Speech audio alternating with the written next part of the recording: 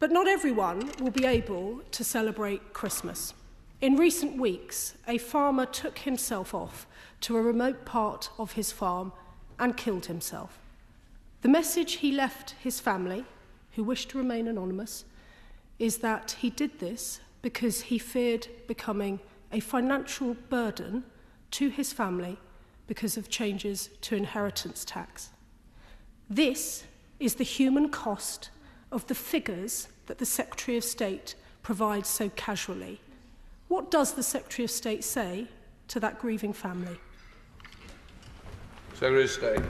I send my heartfelt sympathies to that family, but I think it is irresponsible in the extreme to seek to weaponise a personal tragedy of that kind in this way. Where there is mental ill health, then there needs to be support for that, and this government is investing in it. She knows from the last year for which data is available that the vast majority of claimants will pay absolutely nothing following the changes to APR.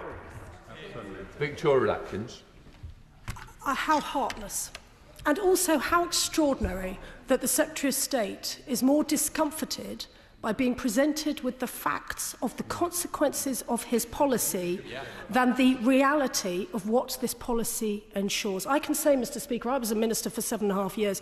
I've never, ever seen a policy have the consequences that this one has.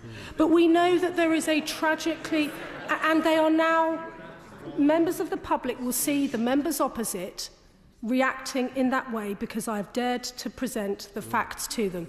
We know that there is a tragically high suicide rate amongst the farming community. The NFU gave evidence about this. The Secretary of State has been told repeatedly.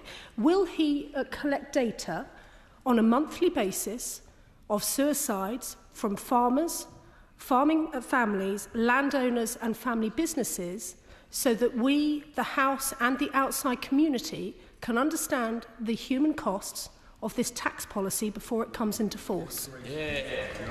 Mental health services are the responsibility of the National Health Service, and the former Health Secretary who broke the NHS is in no position to lecture anybody about public services. She was no friend of the health services, no friend of the mental health services, and she is no friend of farming. 12,000 farms went bust on their watch. They failed to get £300,000 out of the doors and into the pockets and bank accounts of farmers, and they signed a trade deal with Australia that undercut British farmers on environmental and welfare standards. I hear the posturing. It is this government that is standing up for farming.